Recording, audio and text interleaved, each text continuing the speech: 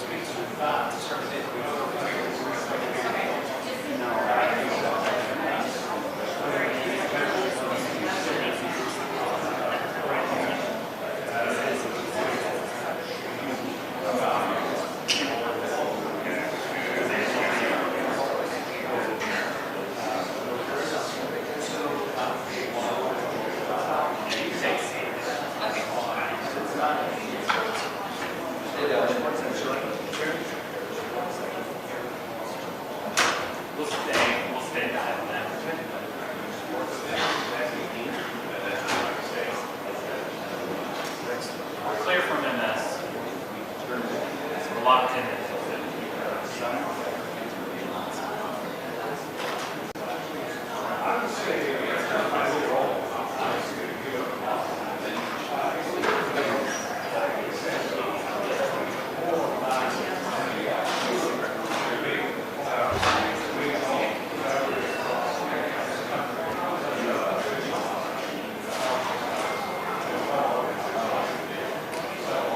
Maybe the worst possible time.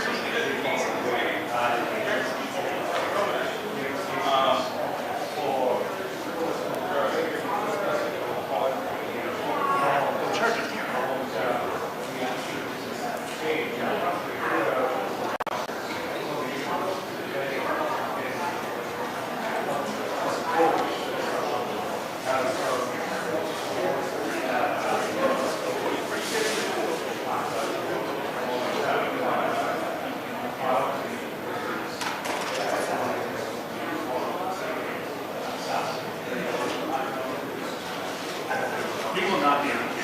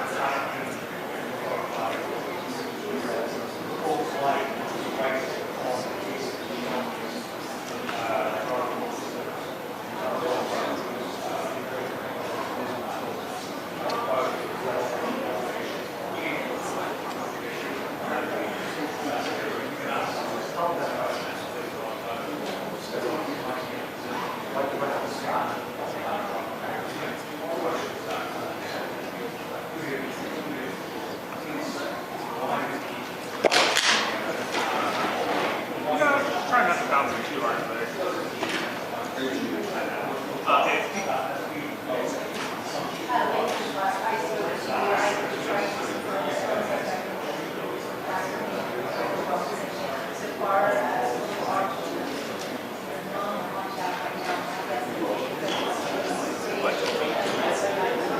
I'm Jason Miller, yeah. I'm one of our staff members.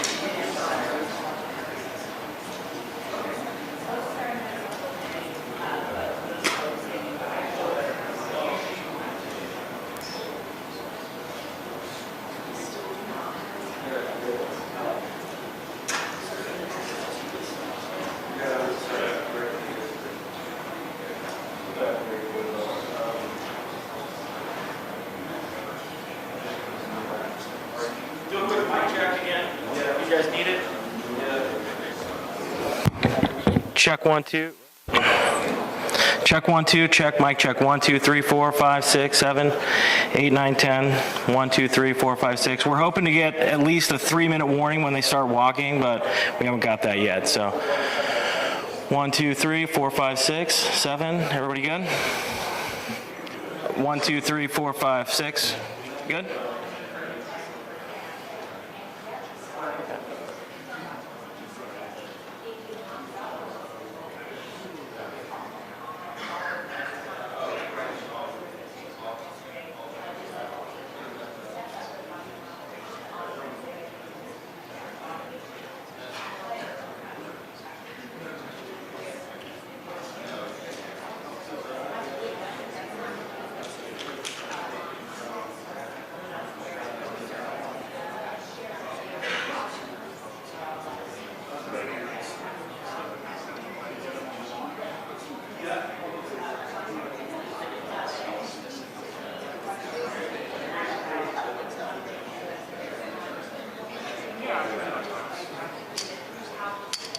You're right.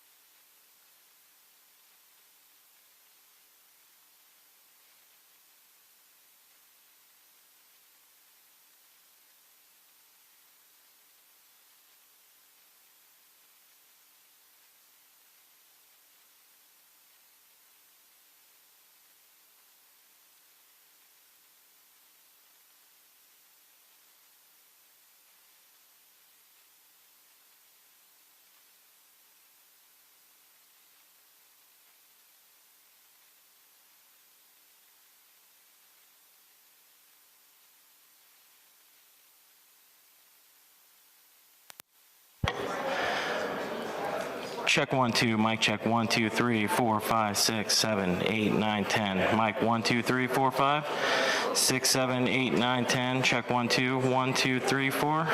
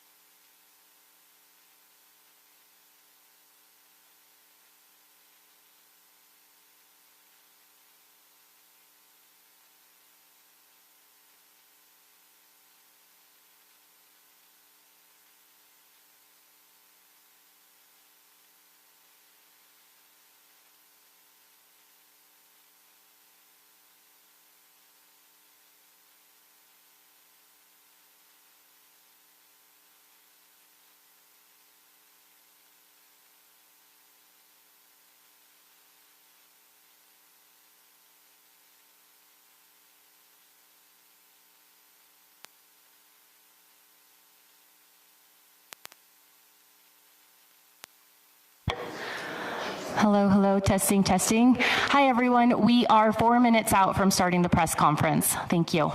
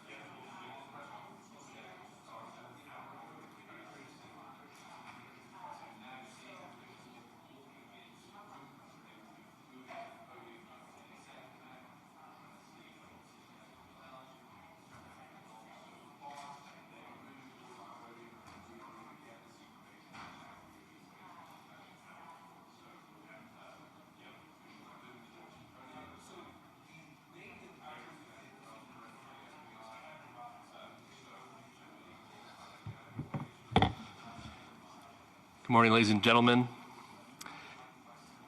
At today's press conference, we will hear from Governor Cox, FBI Director Kash Patel, and Sheriff Mike Smith. We also have with us Utah DPS Commissioner Bo Mason, Lieutenant Governor Deidre Henderson, FBI Special Agent in Charge Robert Bowles, and local and federal law enforcement partners. Following the remarks today, Governor Cox, Director Patel, and Commissioner Mason will take questions. Thank you.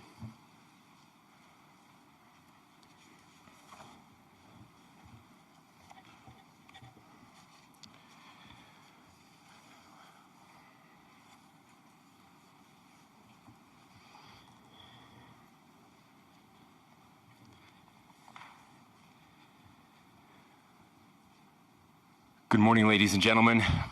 We got him.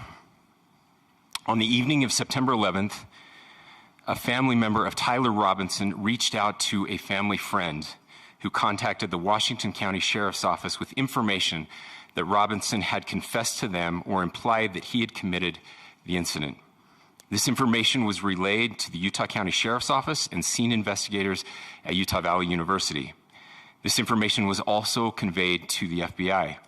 Investigators reviewed additional video footage from UVU surveillance and identified Robinson arriving on UVU campus in a gray Dodge Challenger at approximately 8:29 a.m.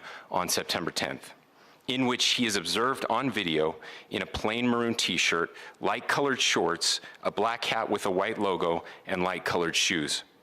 When encountered in person by investigators in Washington County on September 12th, in the early morning hours, Robinson was observed in consistent clothing with those surveillance images. Investigators interviewed a family member of Robinson who stated that Robinson had become more political in recent years. The family member referenced a recent incident in which Robinson came to dinner prior to September 10th, and in the conversation with another family member, Robinson mentioned Charlie Kirk was coming to UVU. They talked about why they didn't like him and the viewpoints that he had. The family member also stated Kirk was full of hate and spreading hate. The family member also confirmed Robinson had a gray Dodge Challenger. Investigators identified an individual as the roommate of Robinson. Investigators interviewed that roommate, who stated that his roommate, referring to Robinson, made a joke on Discord. Investigators asked if he would show them the messages on Discord. He opened it and showed several messages to investigators and allowed investigators to take photos of the screen as each message was shown by Robinson's roommate. These photos consisted of various messages, including content of messages between the phone contact named Tyler with an emoji icon and Robinson's roommate's device. The content of these messages included messages affiliated with the contact Tyler, stating a need to retrieve a rifle from a drop point, leaving the rifle in a bush, messages related to visually watching the area where a rifle was left, and a message referring to having left the rifle wrapped in a towel. The messages also refer to engraving bullets and a mention of a scope and the rifle being unique. Messages from the contact Tyler also mentioned that he had changed outfits. I know there has been speculation as well as to the writing on those casings, those bullet casings, and I believe we have that as well. And I will share that with you now. So the area north of Campus Drive Road where the suspect crossed over, you saw some of that in the video that we released last night, consists of a grassy area with trees on the edge of the UVU campus. Investigators discovered a bolt-action rifle wrapped in a dark-colored towel. The rifle was determined to be a Mauser Model 98 30-06 caliber bolt-action rifle. The rifle had a scope mounted on top of it. Investigators noted inscriptions that had been engraved on casings found with the rifle. Inscriptions on a fired casing read, "Notices, bulges, capital OWO, what's this, question mark." Inscriptions on the 3 unfired casings read, "Hey fascist, exclamation point, catch, exclamation point." up arrow symbol, right arrow and symbol, and 3 down arrow symbols. A second unfired casing read, "Oh Bella Chow, Bella Chow, Bella Chow, Chow Chow." And a third unfired casing read, "If you read this, you are gay, LMAO." We are indebted to law enforcement across the state who has worked seamlessly together, local law enforcement, state law enforcement, and our federal partners with the Federal Bureau of Investigation. We're grateful for everyone who worked together in such a short amount of time to find this person and to bring justice. I want to thank the public who has been so engaged, reviewing videos, helping us with sending in tips, and helping us get to this point.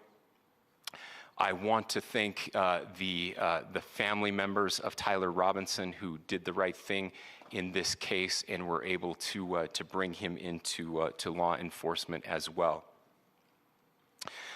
I especially want to thank the family of Charlie Kirk, Erica, Charlie's parents, his children. I want us to be thinking of them as we bring justice in this case. They will be involved in that justice. We will be working very closely with them as we move through this process as well. This is a very sad day for our country, a terrible day for the state of Utah. But I'm grateful that at this moment we have an opportunity to bring closure to this very dark chapter in our nation's history. With that, I will now turn the microphone over to the Director of the FBI, Kash Patel. Thank you, Governor. This is what happens when you let good cops be cops. The FBI and our partners are proud to stand here today together to bring justice to the family of Charlie Kirk and honor his memory.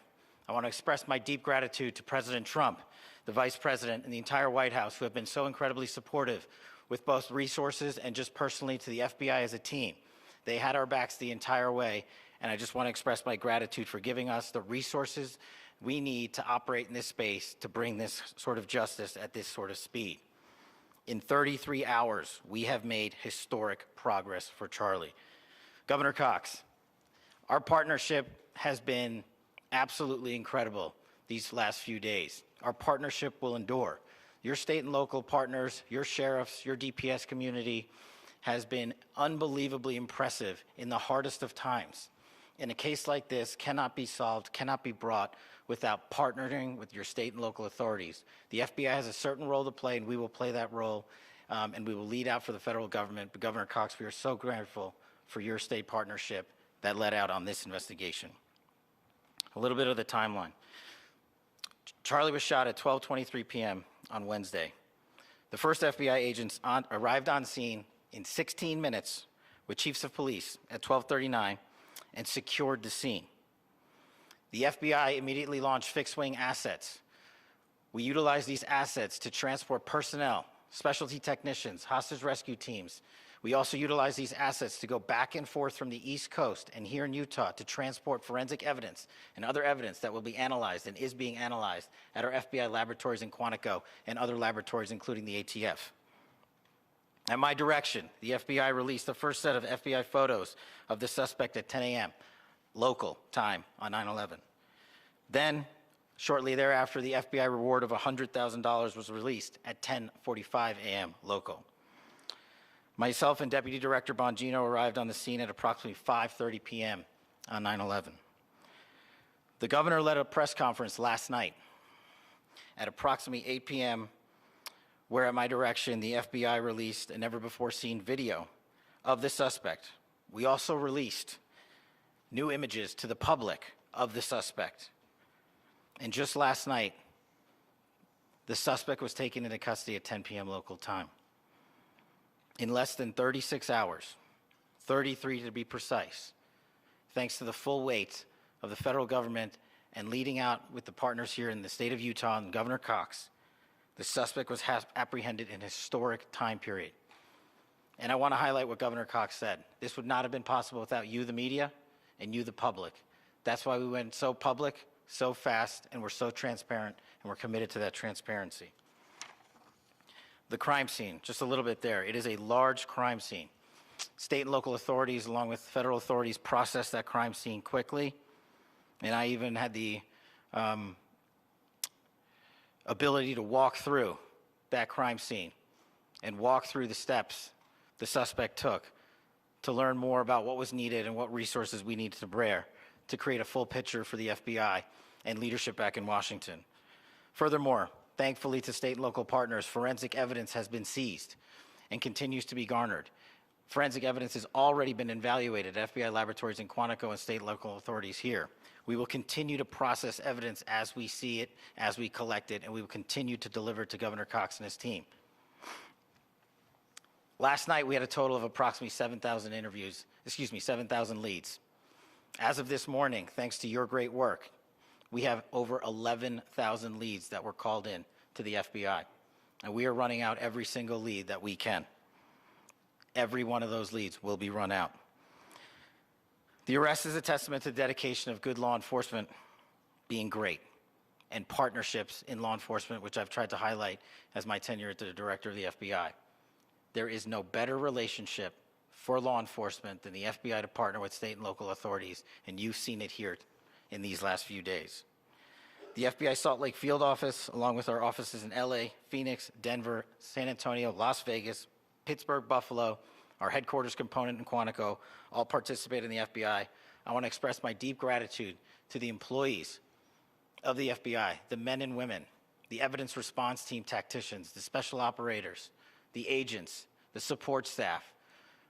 You have done monumental work in historic time when the public, who had a right to demand such an expeditious solving of an investigation, the FBI answered that call diligently, critically important to our nation, and we delivered. And I'm proud to be their leader, and I'm proud to be the director of the FBI. This is very much an ongoing investigation, as the governor said, and we will continue to work with state and local authorities to develop the investigation, to provide them the evidence they need for their ongoing prosecutions, and we will be here to answer every call they absolutely have, as long as it takes, for as long as we need to find and apprehend whatever suspects were involved in this crime. Lastly, to my friend Charlie Kirk,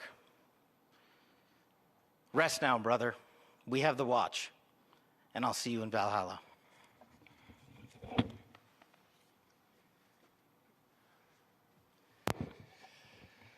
Thank you, and good morning. I would just like to take a few minutes as the sheriff to express my gratitude for everybody who has played a part in this investigation. As you know, it's been a vast, a complicated, and a very, very fast-paced investigation. You're looking at people standing up here who are running on, if they got an hour's sleep in the last couple of days, they're probably lucky. It has been very taxing. It has been so impressive, speaking on behalf of the local law enforcement, to see the cooperation that we've seen in this type of case. Across the state, sheriffs, chiefs, our state partners have stepped up and have come to the call on anything that we needed. Our county chiefs have been phenomenal. Our Utah County Attorney, Jeff Gray, who's standing up here with us, has been phenomenal in leading us through this investigation. I would like to thank the federal government for their resources, their assets. Our local team here, our FBI team, has been extraordinary in helping us work through this and bring this person to justice. Most of all, I would like to thank the public, and specifically, I would like to thank the public who turned to prayers and who turned to positiveness for us. I would like to thank them on behalf of the law enforcement community, because we needed those prayers.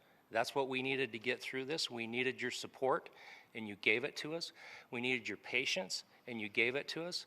And I would like to thank you for the Kirk family, because that's what they need, is your support and your prayers, and that will get us through all of this. So So thank you everybody for everybody that have stepped up. We've had such a phenomenal response to this. Thank you.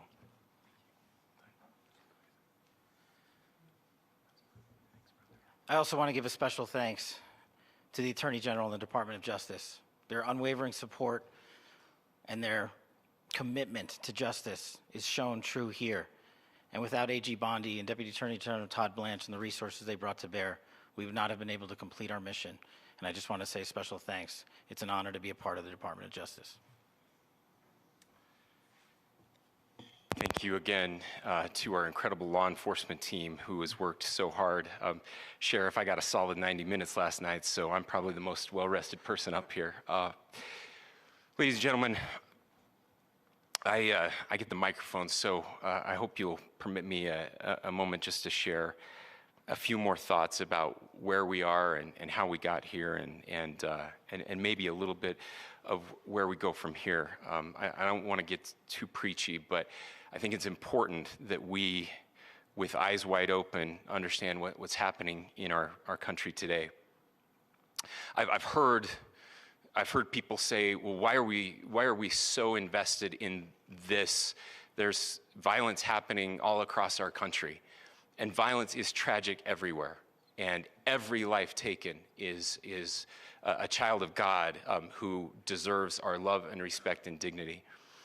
This is certainly about the tragic death, political assassination of Charlie Kirk. But it is also much bigger than an attack on an individual. It is an attack on all of us. It is an attack on the American experiment. It is an attack on our ideals. This cuts to the very foundation of who we are, of who we have been, and who we could be in better times. Political violence is different than any other type of violence for lots of different reasons. One, because in the very act that Charlie championed of expression, that freedom of expression that is enshrined in our founding documents, in having his life taken in that very act, makes it more difficult for people to feel like they can share their ideas, that they can speak freely. We will never be able to solve all the other problems, including the violence problems that people are worried about, if we can't have a clash of ideas safely and securely. Even, especially those ideas with which you disagree. That's why this matters so much. Over the last 48 hours, I have been as angry as I have ever been, as sad as I have ever been. And it was, as anger pushed me to the brink, it was actually Charlie's words that pulled me back. I'd like to share some of those. And specifically right now, if I could, I need to talk to the young people in our state, in my state, and all across the country. As President Trump reminded me, he said, you know who really loved Charlie? The youths. And he's right. Young people loved Charlie, and young people hated Charlie. And Charlie went into those places anyway. And these are the words that have helped me. Charlie said, when people stop talking, that's when you get violence. He said, the weak can never forgive. Forgiveness is the attribute of the strong.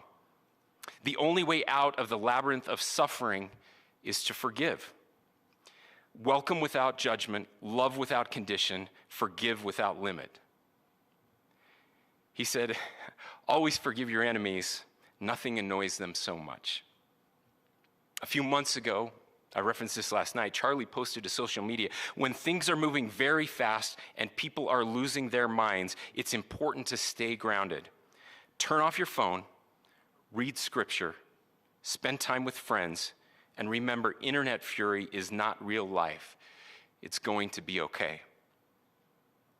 He again said, when you stop having a human connection with someone you disagree with, it becomes a lot easier to commit violence. He said, what we as a culture have to get back to is being able to have a reasonable agreement, where violence is not an option. Now, again, to my young friends out there, you are inheriting a country where politics feels like rage. It feels like rage is the only option. But through those words, we have a reminder that we can choose a different path. Your generation has an opportunity to build a culture that is very different than what we are suffering through right now. Not by pretending differences don't matter, but by embracing our differences and having those hard conversations. I think we need more moral clarity right now. I hear all the time that words are violence. Words are not violence. Violence is violence. And there is one person responsible for what happened here. And that person is now in custody and will be charged soon and will be held accountable. And yet, all of us have an opportunity right now to do something different. I want to thank my fellow Utahns. This bad stuff happens. For 33 hours, I was praying that if this had to happen here, that it wouldn't be one of us. That somebody drove from another state, somebody came from another country. Sadly, that prayer was not answered the way I had hoped for, just because I thought it would make it easier on us if we could just say, hey, we don't do that here. And indeed, Utah is a special place. We lead the nation in charitable giving. We lead the nation in service every year. But it did happen here. And it was one of us. But I want you to look at how Utahns reacted the last 2 nights. There was no rioting. There was no looting. There were no cars set on fire. There was no violence.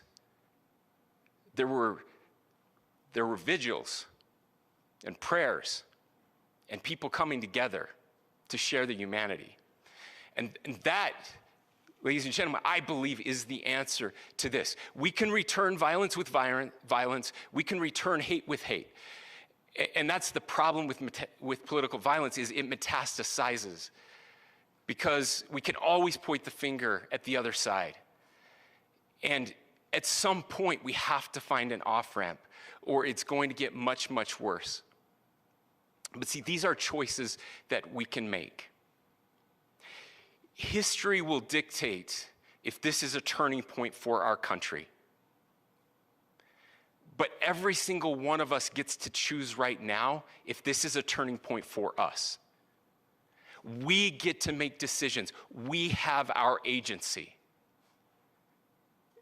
And I desperately call on every American, Republican, Democrat, liberal, progressive, conservative, MAGA, all of us to please, please, please follow what Charlie taught me. I'll just conclude with words I share often from a friend and author, Yuval Levin, who was asked if he was optimistic about our country. And he said, I'm not optimistic. He said, I hate optimism. Like, that sounds bad. But he said, optimism is a vice. It's this idea that good things are just going to happen. And he said, in the history of the world, good things have never just happened. He says, I'm not optimistic, but I am hopeful. And hope is the virtue that sits between the vices of optimism and pessimism. Hope is the idea that good things are going to happen because we can make them so. I still believe in our country. And I know Charlie Kirk believed in our country. I still believe that there is more good among us than evil. And I still believe that we can change the course of history. I'm hopeful because Americans can make it so. Ladies and gentlemen, we're happy to answer any questions you might have. Governor, can you please speak to whether the suspect is speaking with authorities and his demeanor, Tyler Robinson, when he turned himself in? I cannot speak to that.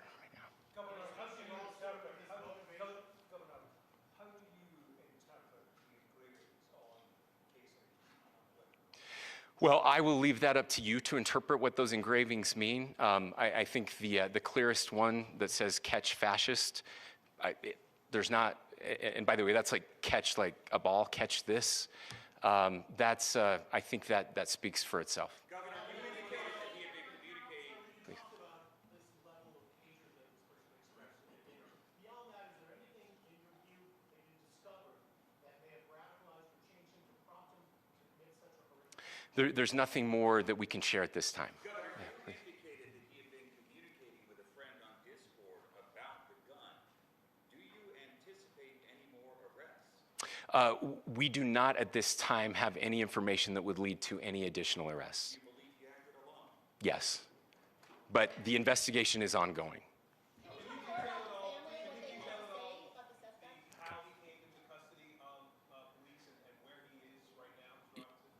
Yes, so right now, Mr. Robinson has been booked into the Utah County Jail. You heard the president this morning report that he was taken into custody, that his family and a friend helped to deliver him into custody of law enforcement in Washington County. For those of you that don't know where Washington County is, it is the southwesternmost part of the state of Utah. It's about a 3.5 to 4 hour drive from here, where we are right now, and that's where he lived and where they turned him in. Please, I'll go here. I can't share any more than what I've already shared. Yeah.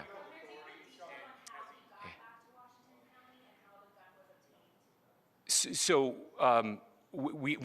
how we obtained the gun? The gun was found here. So I don't have much more details on that. We do know that he drove. We had his car here on campus, and then we had his car going south back to the St. George. It's actually the city of Washington in Washington County. Is he talking with authorities, and did he discuss a motive? I'm sorry? We don't have any information that would lead us to believe that. Yes, in fact, it was just released. Yes. I can't answer that right now. Yeah, thank you. Over here.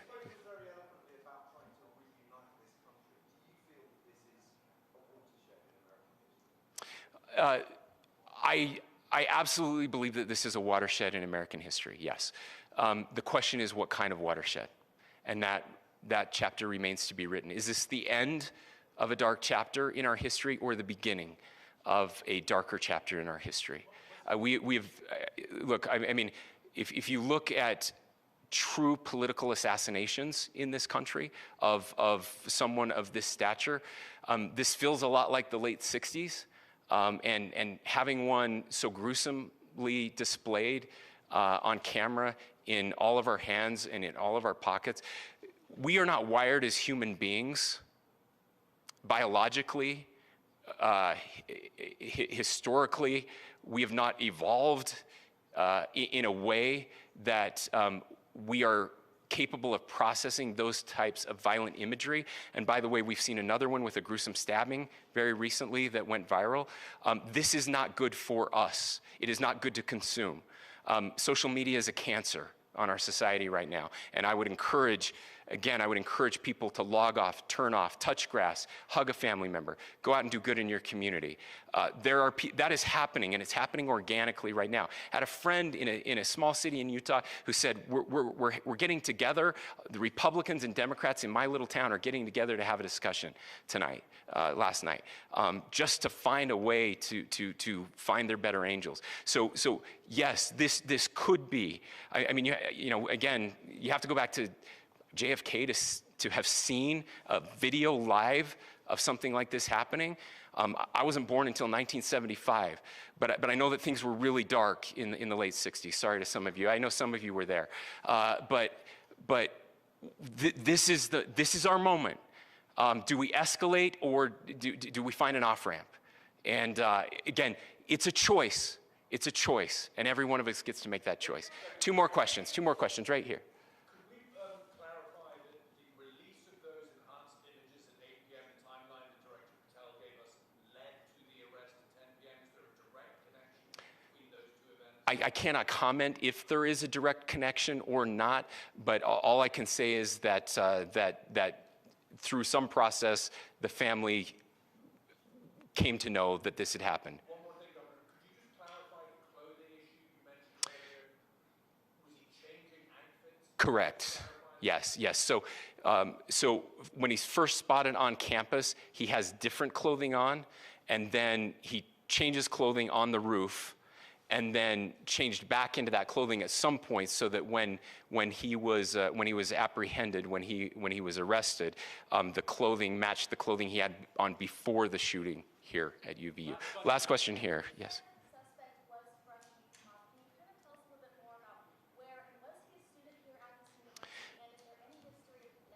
Yeah. So I don't have any information on the mental illness part. He was not a student here at UVU.